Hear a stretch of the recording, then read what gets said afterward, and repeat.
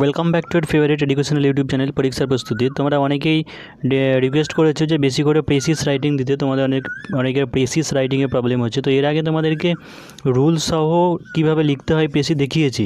তো আজকে সেইগুলো না বলে একদম ডাইরেক্ট তোমাদের এখন আগে প্যাসেজটা চলে যাচ্ছি। প্যাসেজটা আমি তোমাদের একবার পড়ে দিচ্ছি, তারপরে তোমরা আরও দুবার পড়ে নাও পজ করে, তারপরে নিজে নিজে বুঝে করার চেষ্টা করো। তাহলে কী লেখা আছে দেখো, যে man alone change the shape of his world, মানে মানুষ একা change is the shape of this world, মানে এই পৃথিবীর আকৃতিটা পরিবর্তন করতে পারে। He moves things about, alters them in constant effort to create an environment more hospitable than the which nature has thrust him into.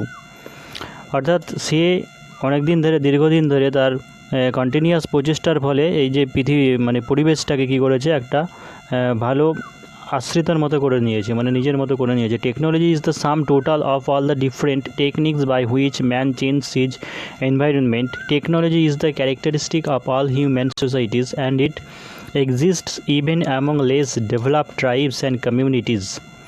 অর্থাৎ প্রযুক্তিবিদ্যা, মানে প্রযুক্তিবিদ্যা যেটা শুধু যে উন্নত শ্রেণীর প্রাণী নয়, সবার মধ্যেই কিন্তু এই জিনিসটা রয়েছে। এমনকি ধরো একটা পিঁপড়ের মধ্যেও রয়েছে, একটা পাখির মধ্যেও রয়েছে। Even the Eskimo uses A number of techniques to make the life more comfortable for him. He makes clothes, he builds an igloo and a boat, he uses needles, the knives, he gets food by means of fishing lines and harpoons. All these are the techniques for changing his wild habitat into an environment that suits him better. অর্থাৎ Eskimo যেখানে বরফের ঘর তৈরি বেশ করে, মানে ঠান্ডার দেশে। তারপর তোমার বিভিন্ন জিনিস যেগুলো মানে মানুষ তার প্রয়োজনে আর কি এই জিনিসগুলোকে কিন্তু প্রকৃতিকে নিজের মতো করে নিয়েছে। তো এই জিনিসটাই বলতে চাওয়া হয়েছে যে গড গিফটেড যে ওয়ার্ল্ডটাকে পেয়েছে, যে পৃথিবীটাকে মানুষ পেয়েছে, সেইটাই কিন্তু বিভিন্ন প্রযুক্তিবিদ্যার সাহায্যে উন্নতি করেছে। খাদ্য, বাসস্থান এর দ্বারা কিন্তু বেঁচে থাকার জন্য উপযোগী করে তুলেছে। খাদ্য, বাসস্থান, বস্ত্র, এই সব দিয়ে মানুষের তো এই তিনটে জিনিসই দরকার যেটা বাঁচতে গেলে প্রাথমিকভাবে। তো এটাই বলতে চাওয়া হয়েছে। তো আগে ভালো করে পড়ে নেওয়ার পরে মেন যে হিন্টসগুলো বলতে চাইছে, কি ইন্ডিকেট করতে চাইছে, সেইগুলো তুমি আগে কপি করে নাও।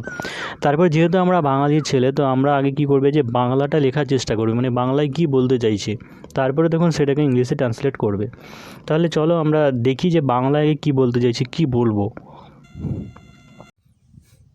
তাহলে বাংলায় যেটা মানে দাঁড়ায়, যদি ছোট করে যদি বলি আমরা, এটা যদি প্রেসিস লিখি তাহলে কি হবে, যে মানুষ ভগবান প্রদত্ত পৃথিবীকে প্রযুক্তিবিদ্যার সাহায্যে উন্নতি সাধন করেছে একটানা। এই যে তার মানে কন্টিনিউয়াস এফর্ট দিয়ে বলা আছে, যে কন্টিনিউয়াস এফর্ট দ্বারা বিভিন্ন টেকনোলজির সাহায্যে উন্নতি সাধন করে আসছে, ইমপ্রুভ করে আসছে। তাহলে এটা হলো। তারপরে পয়েন্টে কি হলো, যে মানুষ খাদ্য, বাসস্থান ও বস্ত্র দ্বারা পৃথিবীকে বেঁচে থাকার জন্য বেশি উপযোগী করে তুলেছে। অর্থাৎ এমনিতে তো পৃথিবী সৃষ্টি হয়েছে, মানুষ তো আগে ছিল, আগেও তো আদিম যুগের মানুষ ছিল, কিন্তু এখন বর্তমানে বিভিন্ন টেকনোলজির দ্বারা কিন্তু নিজেকে কমফোর্টেবল তৈরি করছে। তবে যে এমনকি কম উপজাতিদের মধ্যে প্রযুক্তিবিদ্যার অস্তিত্ব আছে। অর্থাৎ যারা নিম্ন শ্রেণীর মানুষ বা নিম্ন শ্রেণীর প্রজাতি, এমনকি পশু পাখি যারা, তারাও, তাদের মধ্যেও কিন্তু টেকনোলজি আছে। তো এই জিনিসটা তাহলে প্রথমে কি করতে হবে, আমাদেরকে একটা হেডিং, তোমাদের টাইটেল দিয়ে দিতে হবে। তাহলে টাইটেলটা আমরা এরকম দিতে পারি যে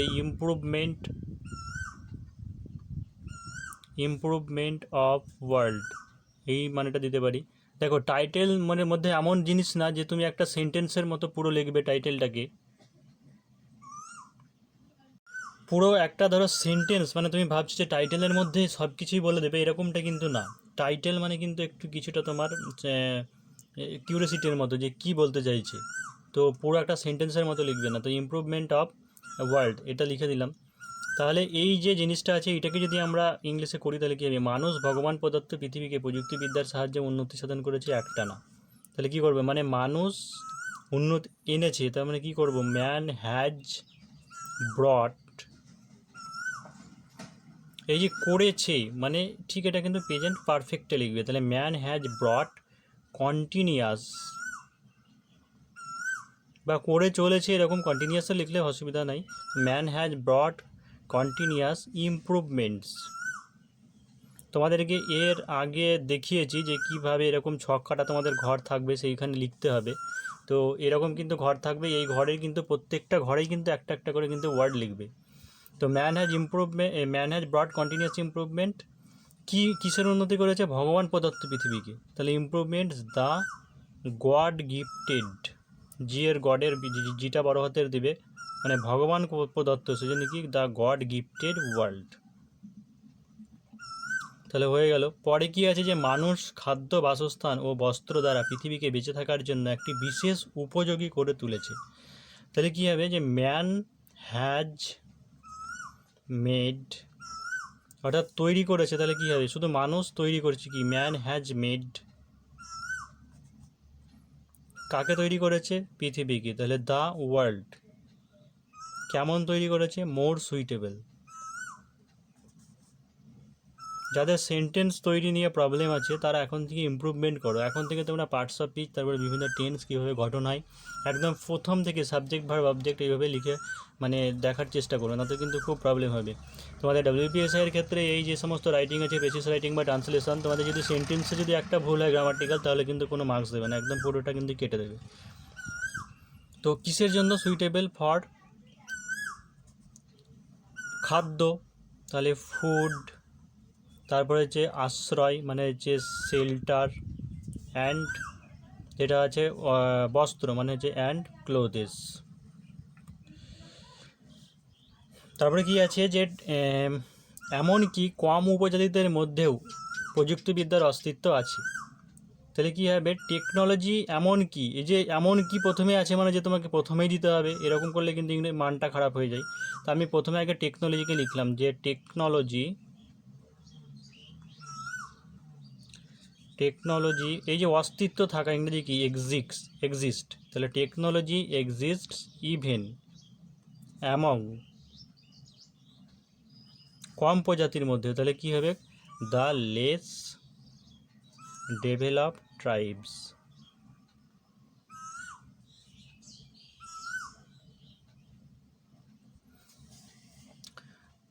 তোমাদের তাহলে দেখো কত মেন তোমাদের প্যারাগ্রাফটা মনে হয় 129টা না কতটা ওয়ার্ড আছে। তো সেই অনুযায়ী করলে 129কে 3 দিয়ে ভাগ করলে 3 4 12 43টা ওয়ার্ড হয়। তো যে 43টা ওয়ার্ড তোমাকে করতে হবে বা তার কাছাকাছি করতে হবে এমন কোনো মানে নেই। তুমি যদি কম শব্দের মধ্যে যদি ফুটিয়ে তুলতে পারো তাহলে তো আরও ভালো কথা। তো এখানে প্রত্যেকটা 5টা করে আছে, 1 2 3 4 5, 5 5 25 আর 3 28, অর্থাৎ টোটাল আমাদের যে ওয়ার্ডটা হয়েছে 28-এর মধ্যে। 28-এর মধ্যে তোমাদের এই মানেটা কিন্তু পরিষ্কার হয়ে গেলে বেসিসের। তো এই ক্ষেত্রে এরকম তোমরা যদি লেখো তাহলে কিন্তু অবশ্যই 70% মার্কস গ্যারেন্টি পাবে। আমি বলছি 70% কেন 80%ও নম্বর পেতে পারো, এইভাবে যদি রুল তোমরা মানে মেনটেন করে যদি করতে পারো। তো আজকে তোমাদের এটাই ছিল পেসি রাইটিং। তোমাদের যদি ভালো লাগে তাহলে অবশ্যই তোমরা চ্যানেলটা সাবস্ক্রাইব করো এবং বন্ধুদের মাঝে শেয়ার করো। আর তোমরা যদি WPSI, ICDS বা KC ক্লার্কশিপের জন্য আমাদের যে হোয়াটসঅ্যাপ প্রিমিয়াম গ্রুপ আছে সেখানে যদি জয়েন হতে চাও, সেখানে daily practice set, mock test চলে এবং সমস্ত এক্সামিনেশনে তোমাদের নোটস প্রোভাইড করা হয়। তো তোমরা যদি ইচ্ছুক থাকো তাহলে এই নম্বরে কন্ট্যাক্ট করতে পারো বা হোয়াটসঅ্যাপে মেসেজ করতে পারো।